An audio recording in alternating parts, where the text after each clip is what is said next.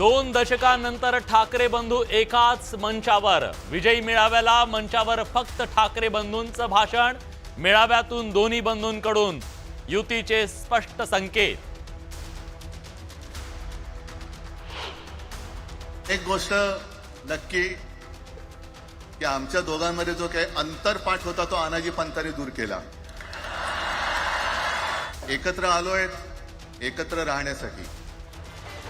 आमच्यातला अंतरपाठ अनाजी पंतांनी दूर केला। उद्धव ठाकरेंचा देवेंद्र फडणवीसांना टोला। कोण लिंब कापतय, कोण टाचण्या मारतय, कोण गावी जाऊन अंगारे दुपारे करत असेल। आता आम्ही दोघं मिळून तुम्हाला फेकून देणार आहोत। दोघांच्या एकीत काड्या केल्या जाणार। उद्धव ठाकरेंचा भाजपसह एकनाथ शिंदेंना जोरदार टोला।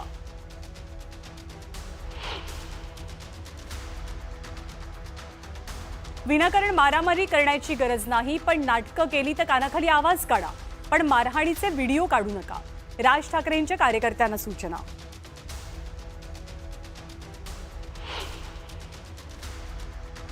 माननीय बाळासाहेबांना जमलं नाही, जे अनेकांना जमलं नाही, आम्हाला दोघांना एकत्र आणायचं ते देवेंद्र फडणवीसला जमलं।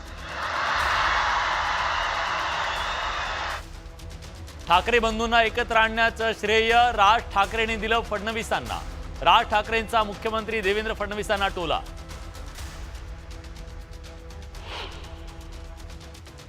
तुमच्या हातात सत्ता असेल ती विधान भवनात,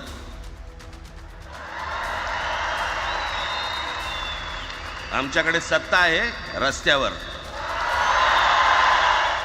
तुमची सत्ता विधान भवनात असेल, पण आमची सत्ता रस्त्यावर आहे। राज ठाकरेंचा महायुती सरकारला इशारा।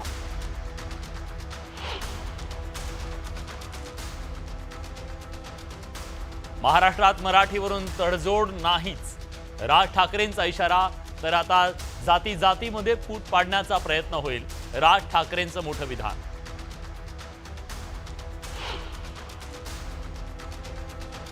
मालकासमोर जय गुजरात म्हणणारा तुमच्यासाठी काय उभा राहणार? उद्धव ठाकरेंचा उपमुख्यमंत्री एकनाथ शिंदेंना टोला।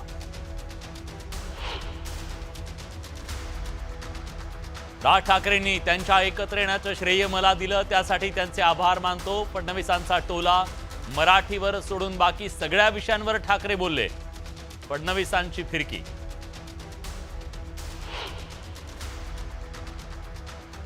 एकाच्या भाषणात मराठी आणि मराठी माणसासाठीची तळमळ दिसली, तर दुसऱ्याच्या भाषणात सत्ता आणि खुर्चीसाठीची मळमळ दिसली। उपमुख्यमंत्री एकनाथ शिंदेंची उद्धव ठाकरेंवर बोचरी टीका। सुशील केडियाचं कार्यालय फोडल्याप्रकरणी गुन्हा दाखल। 5 मनसैनिकांना पोलिसांनी घेतलं ताब्यात। ऑफिसची तोडफोड झाल्यानंतर केडियानं राज ठाकरेंची मागितली माफ। आणि माळेगाव सहकारी साखर कारखान्याच्या अध्यक्षपदी अजित पवार तर उपाध्यक्षपदी संगीता कोकरे यांची बिनविरोध निवड।